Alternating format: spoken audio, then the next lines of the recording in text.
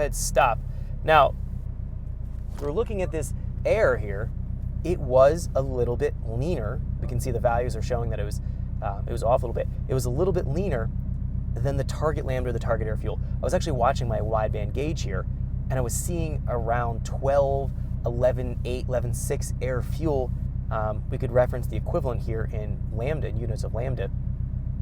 Let's go in here and let's just zoom in real quick. And let's take a look here. Let's flip through the various chart versus times. We're going to find our fourth chart versus time. This is taking a look at our commanded EQ ratio.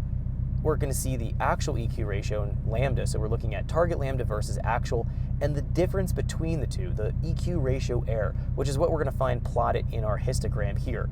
So if we take a look, as we start off in the pool, we can see where we're tracing in our MAF curve. We see we're off here about 4%. You see the EQ ratio is 85, and this is actual measured is 89 lambda. Go up a little bit further. We're going to see here it's 83 to 85, and we're about 2% off. Go a little bit further yet.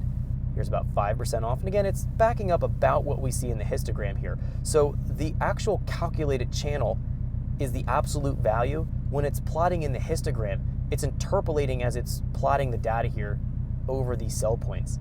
That's why you find that these are slightly different than what we're measuring from this channel right here. If we go up a little bit further yet, we're going to see it's still about 4% off. So 77 lambda commanded to an 80 lambda actual, and going up a little bit further, we're seeing here 75 commanded lambda to a 79. So still about a 4 or 5% off. Now, looking at the histogram, we have two ways we can interpret this. We could take our data from here and use that copy paste special function, or we can kind of take a look at the bigger picture of what's going on and how this is actually looking. If we start off right about the point where we switch over into open loop, which is probably about 3,000 RPM, wherever the short term drops out, we see it's dropping out, or it's populating right here. Once this goes to 0, that'll tell us what's going on. Also, let's see if we have our confirmation.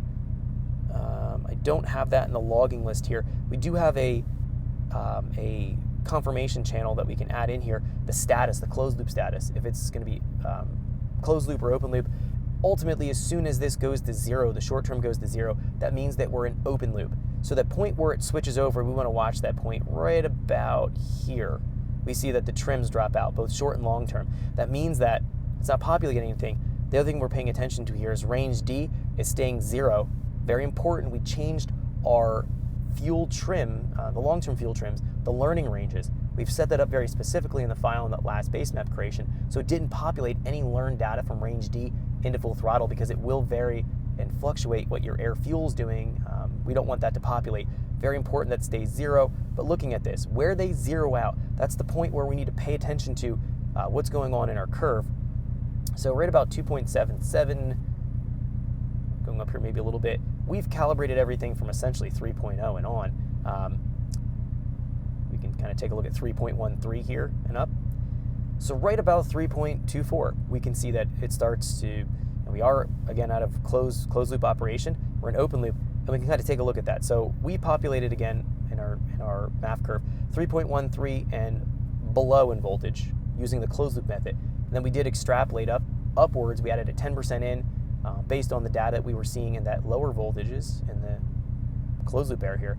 Now we're just focusing on this upper area here, but I just wanted to establish where that short term turned off, the closed loop turned off, making sure that wasn't populating and that we were in actual open loop status. So right about here, we need to start consider adding some fuel back in, or adding some airflow back in, I should say, in the MAF curve. So we can see, depending on what we're looking at here, there's a 7%, that's a 2%, that's a 9% right there, 7, and again, we can go all the way up here. We can kind of... Thanks for checking out our teaser clip. If you want to see the rest of this video and more than 500 hours of current EFI training we have to offer, make sure you click right here. If you want to go and check out more teaser clips from this training course, click here, and you don't want to miss any of the videos we're going to be releasing on this channel, so make sure you subscribe and click here.